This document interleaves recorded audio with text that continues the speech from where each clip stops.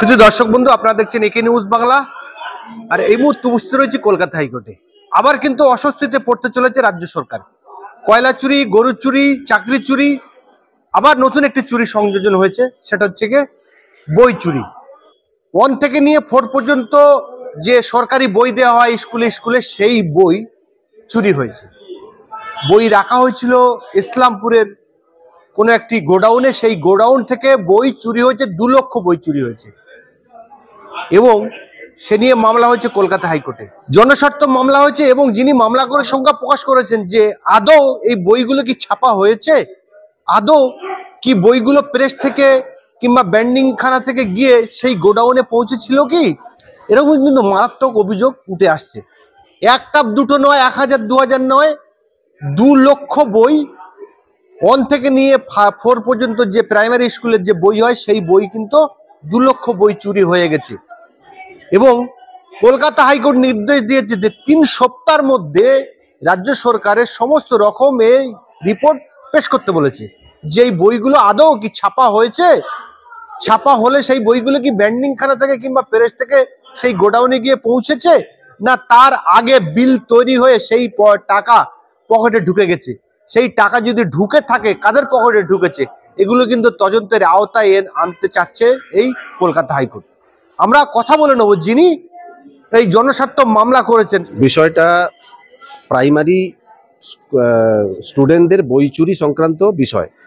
গত 2022 সালের নভেম্বর মাসে যখন টিচাররা স্কুল থেকে বই আনতে যায়, তখন তাদেরকে ইসলামপুর সার্কেল এসআই অফিস থেকে তাদেরকে বলা হয় যে কিছুদিন পরে আসুন বা কয়েকদিন পরে আসুন। তারা আবার আসে, তাতেও তারা বই না পাওয়ার ফলে তারা এবং গার্জেন তারা মিলে একটা এসআই অফিসের কাছে যখন গিয়ে জানতে চায় যে কেন আমরা বই পাচ্ছি না, আমাদের ছেলেরা পড়ে, তখন বাধ্য হয়ে SI of school Islampur circle of উত্তর দিনাজপুর, তারা তখন এসআই বাধ্য হয় একটা কমপ্লেন করতে। সেই কমপ্লেনে সে অ্যাডমিট করে যে 2 লক্ষ বই চুরি হয়েছে এবং তার জন্য ইনভেস্টিগেশনের দরকার। তার ভিত্তিতে 2 জন অ্যাকিউজডকে ওরা চিহ্নিত করে। একজন হচ্ছে যে গোডাউনের দায়িত্বে ছিল, একজন ক্যাজুয়াল ওয়ার্কার, ডেলি ওয়েজেস, এবং অফিসের একজন স্টাফকে তারা অ্যাকিউজড করে। তার ভিত্তিতে তাদেরকে অ্যারেস্ট করে এবং তারা 10 থেকে 15 দিনের মধ্যে বেল পেয়ে যায়। তারপরে আর এই বিষয় নিয়ে কোনো কিচ্ছু হয়নি। ছেলেরা চূড়ান্তভাবে যখন পড়াশোনার থেকে এবং এই বই পাওয়ার থেকে যখন বঞ্চিত হয়, তখন তারা সবাই মিলে 1 বছর প্রায় অপেক্ষা করার পর তারপরে তারা বিভিন্ন দপ্তরে এই নিয়ে কমপ্লেন করে এবং মাস পিটিশন দেয়, রিপ্রেজেন্টেশন দেয়। এই গার্জেনরা, টিচাররা তারা দেয় এবং তার ভিত্তিতেই তারপরে আমার কাছে আসে, বিষয়টা নিয়ে আলোচনা করে। তাতে আমি বলি যে এটা একটা জনস্বার্থ মামলা আপনারা করুন হাইকোর্টে এবং এটা কোর্টের নজরে, দৃষ্টিগোচরে আনতে হবে। তার ভিত্তিতেই এটা ফাইল করা হয় 2024 সালে এবং 2025-এর আজকে প্রথম দিনেই মামলাটি শুনানির জন্য ওঠে। তখন প্রধান বিচারপতি সমস্তটা শোনার পরে দেখে তিনি অবাক হয়ে যান এবং তিনি খুব আশ্চর্য প্রকাশ করেন এবং সরকারি উকিলকে বারবার জিজ্ঞেস করেন যে আপনারা কি করেছেন, বইগুলো কোথায় গেল, ছেলেদের পড়াশোনার কি হলো তাহলে, এবং এ কী স্টেপস নিয়েছেন। তখন সরকারি উকিল একটাই কথা বলে যে আমরা ইনভেস্টিগেশন চলছে। তখন প্রধান বিচারপতি জিজ্ঞেস করেন আপনারা কবে চার্জশিট দাখিল করেছেন। তখন জানতে পারা যায় যে এই গত বছরের নভেম্বর মাসে প্রায় 2 বছর বাদে চার্জশিট জমা হয়েছে এবং চার্জশিটে কিছুই উঠে আসেনি। ইনভেস্টিগেশন চলছে, কিছু জিনিসপত্র সিজড হয়েছে, এটাই ওরা বলে। আমাদেরকে এখনো রিপোর্ট দেখানো হয়নি, মানে দেওয়া হয়নি, যে রিপোর্টটা আজকে কোর্টে ফাইল হয়েছে সরকার পক্ষ থেকে।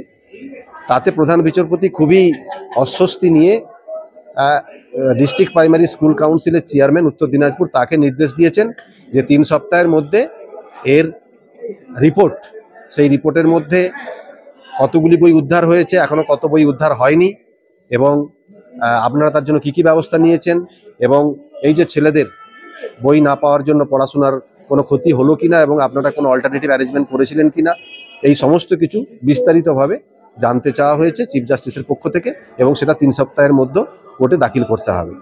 বই যে রাখা ছিল, যে জায়গা থেকে বইগুলো পাওয়া যাচ্ছে না, সেই জায়গাটা কি একটা গোডাউন ছিল? সেটা একটা এসআই অফিসের ভেতরেই একটা গোডাউন ছিল এবং সেখানে একজন ওই ক্যাজুয়াল স্টাফ ছিলেন, তিনি এই রক্ষণাবেক্ষণ করতেন। এখানে যারা অভিভাবক এবং টিচার, তারা যে মাস পিটিশন দাখিল করেছে তাতে তারা বলেছে যে তাদের রীতিমতো সন্দেহ আছে, এবং কোর্টও আজকে সন্দেহ প্রকাশ করেছে যে দুজন ব্যক্তির পক্ষে, একজন ক্যাজুয়াল স্টাফ এবং একজন স্টাফ, তার পক্ষে এই হিউজ নাম্বার অফ বুকস কখনোই চুরি করা বা সরিয়ে ফেলা সম্ভব না। অতএব একটা বড় কনস্পিরেসি এর মধ্যে যুক্ত আছে, এবং যারা মামলাকারী তারা বলেছে যে তাদের মাসপিটিশনে বলেছে যে বইগুলো আদেও গোডাউনে এসেছিল কিনা, তার আগেও কোথাও চলে গেছে কিনা, সেটা নিয়েও তাদের মধ্যে যথেষ্ট সন্দেহ আছে। কোন কোন ক্লাসের বই? 1 থেকে 4 পর্যন্ত।